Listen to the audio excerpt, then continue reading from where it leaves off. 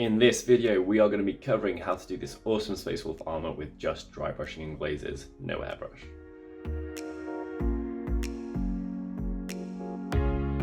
Welcome to the Artis Opus video. It has been a long time coming, but we have the heavily requested Space Wolf tutorial. We've gone for 100% dry brushing and glazing on this one pretty much. There is no airbrushing, and I think it's come out really well. We started from a deep blue base, unsurprisingly it was HULDRA blue, and then we've gone through a fairly conventional set of Space Wolf colours with the exception of starting on Dark Reaper and ending with the LAHMIAN colour Ivory. If you want to end in a cool tint, then you could absolutely end in Blue Horror, and that would keep things kind of frigid all over, which is a really strong look for the Space Wolves in general, especially if you're doing like icy basing or something like that. Turned out really well. I've gone quite in depth with this one. You can chop and change, you can miss steps out, you can add steps in. Any questions of that nature, just pop them below. I'll be more than happy to answer your questions. And there's also going to be a list of all the paints used in a pinned comment for you to check out. Let's jump in. Okay, so here we've got our marine. As normal, any bits that I think aren't necessary to be glued on haven't been. So this arm doesn't cover the body too much, that's been glued, but the head, the backpack, and the right hand, they've all been left removable. It just makes things easier. If you don't have to glue it on, don't glue it on until you need to. Base coating wise, surprise, we're using HULDRA blue. Here we're just going for a nice base coat, and that's it. So all over, recesses, raised areas, 2 thin coats. Okay, so the base coat is not going to be hugely noticeable. It's a dark colour over a dark base coat, but it's doing its work there, don't worry about it. The next stage is for us to involve some slightly more conventional Space Wolfy type colours. So I'm grabbing a little bit of Dark Reaper here, and that is going to get mixed with our HULDRA blue. And this is going to form the foundation for pretty much the majority of our Space Wolf. So I'm going to get this all over, pretty much without exception. I'm going to do one pass all over the marine, and I'm going to do a second pass, which I'm going to concentrate on the areas that are anywhere but the underneath. I want the underneath to remain dark. That's only getting 1 coat, and then the rest of it is getting 2 coats on the raised areas. So for example, on the shoulder pad, I get it all over here. And then when it comes to the second coat, the only area I wouldn't get would be kind of this back cuff here, because I want that to remain a bit dark. So our colours are starting to build up here, starting to get through to something a little bit more kind of towards a conventional sense of colours. Do make sure that any areas that are right underneath you catch with the deep blue. You don't want any grey poking through, not plastic grey at any rate. And these models are increasingly 3-dimensional, so it's easier and easier to kind of miss it when you're priming. So for our next stage, we're going through to pure Dark Reaper. Now this is going to look quite different from our previous step. You can use your dampening pad to make it semi-dilute. And then we're just following exactly the same principles again. So starting at the top areas of our panels, but we're still looking to hit the great majority of what we've got going on here. So it's just those real kind of undersides and shadows that we're looking to not get. I'm going to use a combination of stippling and dry brushing. As I get through the stages more and more, I go from doing less stippling, which is this, the pokey technique, to more dry brushing, which is the traditional kind of flicky texture-based technique. And the reason for that is I want to hit the edges more and more as I go, and I'm looking to hit less and less of the overall panels. Generally speaking, I will start stippling, top of the shoulder pads, top of the backpack, areas which I imagine a lot of light would be hitting, and then I'll move all over the rest of it with more dry brushing. Okay, so the next stage is to use a little bit of rust grey. We are stepping swiftly into the kind of more conventional Space Wolf colours at this point. Hopefully the work we've put in the recesses should kind of stand out and make what we're doing colour scheme wise stand out. This one is a very big jump up, particularly from our Dark Reaper we've got here. So a 50-50 mix is absolutely essential here, and you might even have to use kind of like a 2/3 to 1/3 of your previous colour. Make sure that you're not oversaturated, and then proceed with caution. As ever, start on the bits you want to be the lightest. It doesn't matter if things kind of go a little bit wrong there. They're meant to be getting a heavy coat of the lighter colours anyway. And then once you've hit them, work your way over the rest of the model, and you'll notice that I'm using predominantly dry brushing at this point. These colours are going to jump out pretty easily, and it's kind of it's pretty easy to get decent coverage wherever you want, just with a little bit of kind of gentle dry brushing or over brushing, or however you want to call it. So As I always say, this approach all over, you'll see that I'm leaving an ever gradually increasing proportion of the previous sections and concentrating more and more and more on the raised sections.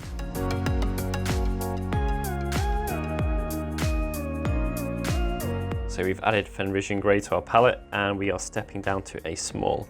So what I'm looking to do with this brush, and the reason for stepping down, is I want to start being more specific about where I'm doing what I'm doing. Also, stepping to a new clean brush does allow a certain amount of control. I try to use the same brush all the way through in our tutorials to show just how resilient they are, but particularly when you jump to a brighter color, it is ideal to be doing so with a fresh brush. If you're not going for coherency, if you are going for coherency, then absolutely having some of your previous stages kind of in your bristles is a really good idea.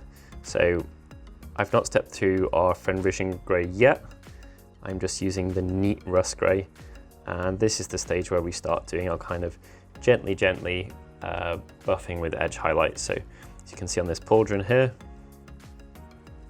combination of stippling in the lower sections where I want it to look like it's caught the light, and then edge highlighting, dry brushing all around. It's looking pretty sharp. That is going to be done all over. Very minimal with the stippling, and when you are doing the stippling, do take care, remove quite a lot of paint from the brush on your palette. Make sure that you've used your dampening pad beforehand. You don't want to be caking here. This is the stage where probably it's the most dangerous, because you are looking to do some stippling, whereas in the kind of following stages will be pretty much primarily on buffing. So colours getting built up quite nicely now, and we're just going to jump into the FENRISIAN grey. As I said before, this is more, you're not going to be doing much stippling with this. This is primarily going to be kind of edge highlighting and buffing. Do go gently, and if you want to, you can mix in some of your previous color just to make it kind of a little bit less extreme. Probably a good idea, given that we're not using too many colors here. We've only got kind of 4 on the go, and so each of the steps up between them are quite noticeable. So we've finished our kind of FENRISIAN grey stage, really starting to look a lot more space wolfy now. For my final edge highlighting, I've gone for Blue Horror, which is a very pale blue, and then I've actually got some Belay watercolor Ivory as my chosen kind of highlight to my edge highlight. So we're going to be doing this pretty gently. These are both very pale pastel-y colors. See there for my texture palette, it's very easy to make this stuff jump out because it is so bright and so light. So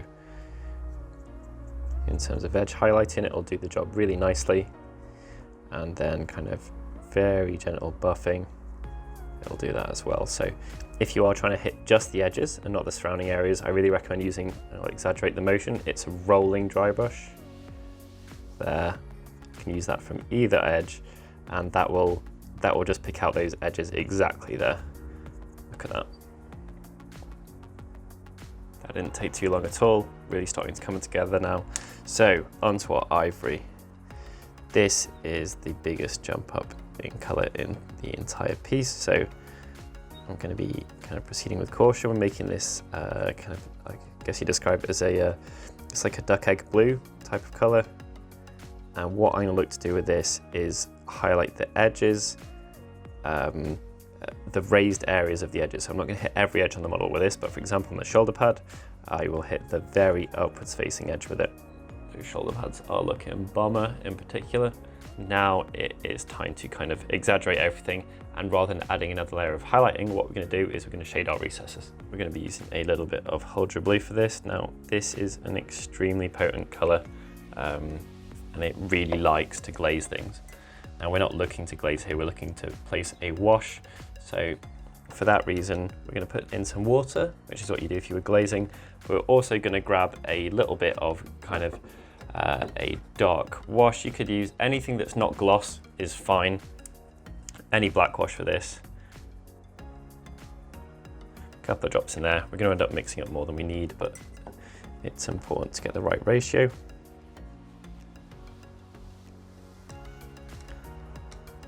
And then what you can do also is you can put a little bit of medium in there if you wish. Up to you on this one. I quite like how it makes things behave. Just giving us that kind of set of properties that we're after. If you want it to be darker than this, you absolutely can. It's kind of all down to personal preference at this stage. So what I'm going to be doing with this, I've got a size 1 here. Any small brush will do, probably anything from a 00 to a 2.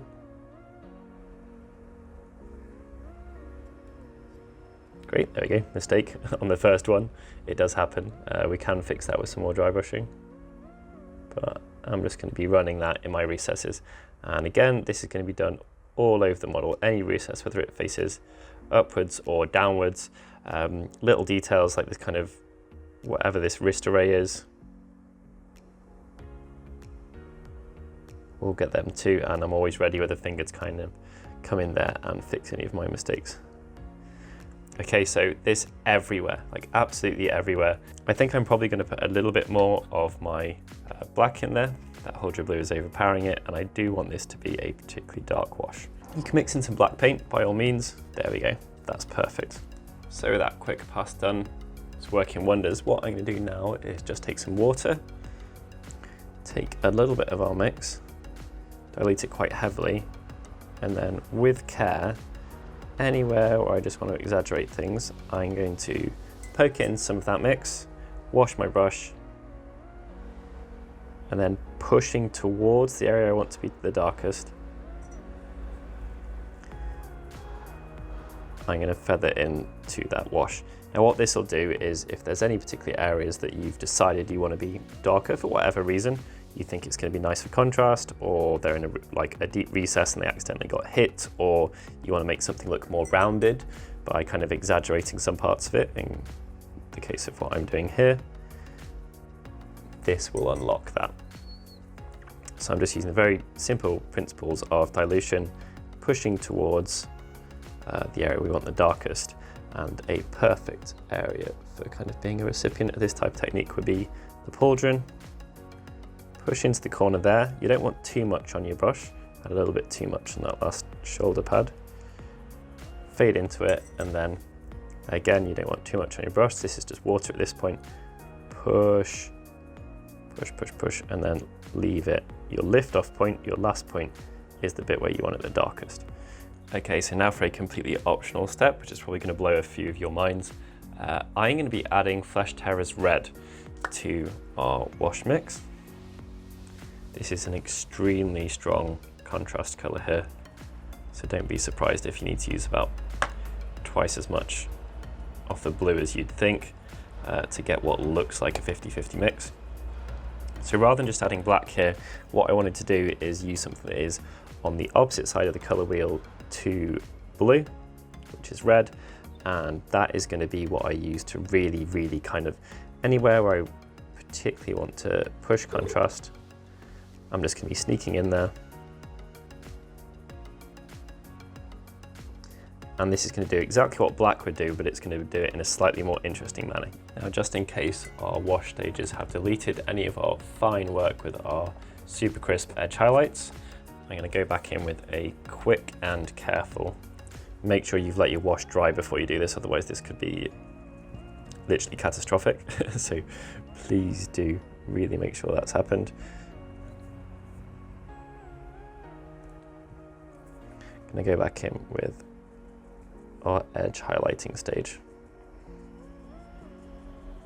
So reawakening our blue horror, plus our ivory.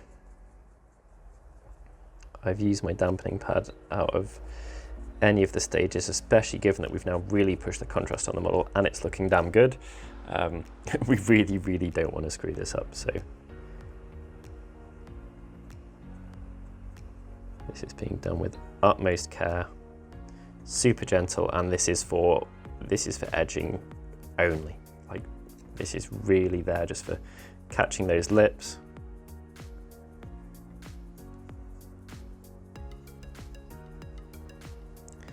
Just anything that we may have deleted that we didn't want to. All right, and we are good. So now it is time for the detailing. Just gonna go for fairly kind of standard colors here. I want the armor on this model to be what does the talking. We are gonna go for a yellow and black chainsaw, and that should give us some really kind of lovely, cool, warm contrast.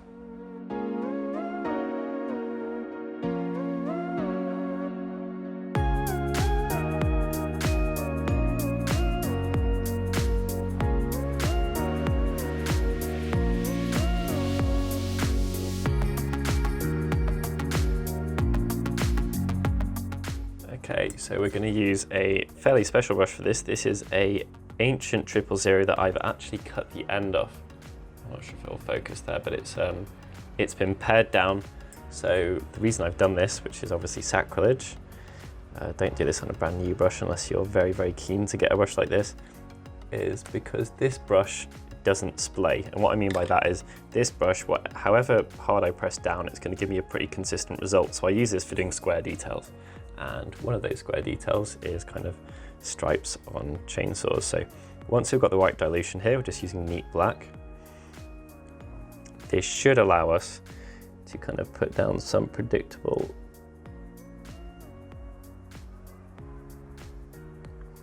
hazard stripes.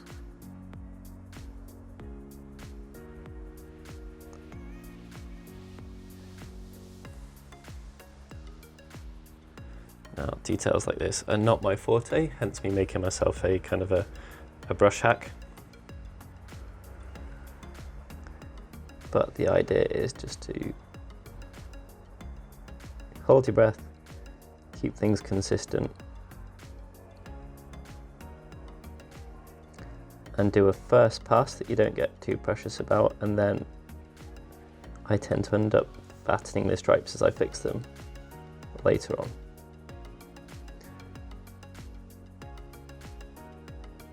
So once you've got that first pass down, at that point you can then go in and carefully beef them up. Now to fix our wobbly edges, I've got some Avaland and Flash Kits yellow. I'm not going to dilute this as much as I normally would, and then this is just going to be used once we've got those initial lines. Like I say, this is not one of my specialities. This type of thing is my kind of kryptonite painting wise. I really struggle with it, particularly in front of a camera, but we're going to do our best. So once those have been neatened up, final stage is to give it a little bit of a edge highlight, which I'll do with a yellow, and that will hide a multitude of sins. Now, unsurprisingly, our gold sections are just going to be done with a mix, which is what we use on all of our gold, which is a bit of Retributor armor and our silver mix. So take care with these. So I'm using my metallic brush. It's got a different coloured end. I try and keep them separate because metallics do work fairly heavily in terms of their effect on your poor pointy brushes. So I keep a separate set. It also means that you don't get contamination. So once I've hit everywhere with a highlight of this, I will go through to a pure silver pretty much, using the same brush, so you've got a little bit of kind of homogenization there in terms of the colors. And then with this one, I will aim just to hit the bottom lips and stages of the Aquila. You can side brush on this, or you can actually dry brush if you get out your small. You know what we can do to hide a multitude of sins or mistakes or slip-ups in this area is we can take our yellow and go in there and add some chips. So you get a couple of things here. Number one, your guy doesn't look like his weapon has come straight from the shops. And number two, if there's anywhere where you've made a mistake on the black, you can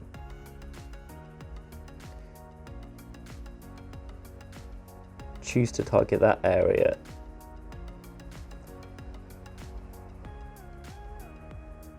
as somewhere to be covered up. So for his eyes, we're just going to do them exactly the same as we did in our recent salamander video. So if you want to see the kind of in-depth version of that, do go and check it out.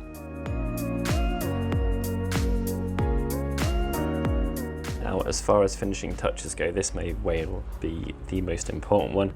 Rather than just gluing your head on facing straight, so I've chopped the stalk off and everything like that, I've got free rein to do what I like here. I really like the ability that you afford yourself just by putting it in and being able to have a tilt around in a play. So I think I want my guy to be looking like this or like this. I've got the option now. He can be looking back over his shoulder, and that adds quite a lot to kind of the overall feeling of any Marine. If he's just facing straight forwards, then he's a robot. If he's looking in a non-conventional angle, then he's alive and he has a reason to look in that direction. So there we go, looking pretty sweet. there he is again, turned out super well. Now I think one of my first couple of stages I went a little bit heavy with, which has made him look slightly more fluffy. It happens, you're kind of using a physical technique here, so like I don't get it right all the time. No one gets it perfectly any of the time, but yeah, it's just something to be avoided. And I think the reason for that is basically I just should have used a thinner coat in the initial stages. Like use a little bit more water, use your dampening pad kind of more heavily, and don't be afraid to do a couple of thin coats to build them up in the first few stages. Building up texture on terrain is very different, or a big model is very different from building it up on a smaller model, particularly when you're trying to get like a load of transitions of color in there. Like if you look at that shoulder pad, for example, there's probably like 7 different transitions, and that has the potential to add quite a lot of paint to the mix. So do be really mindful of that. There is a balancing act. I tend to use more thinner layers earlier on because I'm quite happy to kind of build up those volumes, and then as you get to the end, you cannot have thinner, thinned down kind of wet paint for the stages when you're doing edge highlighting. It just doesn't work. So it's a balancing act, it's a learning process. It's very kind of, over time you'll get to grips more and more with exactly what ratios you want to use of what stuff when. Now, if you joined us from kind of the recent influx of Kirioth subscribers, thank you very much for popping over, you're most welcome here. And we did run a competition. So we had one amazing suggestion from JMC, and that was that he would like to see us approaching the rest of the great demons, particularly the demon of Slaanesh. So this bad boy, girl, whichever we are at, both at the same time at Slaanesh, we are going to be approaching at some point in the future. It is a tricky model to get right. It's very smooth, it's quite unforgiving, it's perfect for airbrushing, so it should be perfect for dry brushing and stippling if I can work it out and get it right. And the colours I choose can be really, really important as well. Also, there might be some slight distraction techniques there in terms of like blotching or blemishing, or kind of skin patterns, or like kind of more animalistic markings I'm considering. I've got to figure that out. That will come up at some point in the future. Bloodthirster should be way easier. Lord of Change is going to be really difficult, particularly if I try to do it fast. I think basically it's going to take like 3 hours Great and Clean one, somewhat realistic, 6 hours Bloodthirster, somewhat realistic, 9 hours Keeper of Secrets, and probably 12 for the Lord of Change, unless I can really figure something kind of snazzy out there. But we'll see how it goes. Thank you very much for all the suggestions. They were all awesome. We've read each and every one, even if we haven't managed to reply to them. There are literally like 1,000 in there, and we've been pretty busy trying to keep on top of comments on all the other videos, and making the videos and editing the videos. But they really do help inform what we do in the future of the channel. So thank you very much for your input. If you like this video, please give it a like, hit that subscribe button, and keep your suggestions, comments and criticisms coming. They really do kind of help us evolve and adapt what we do in the channel in the future. Cheers.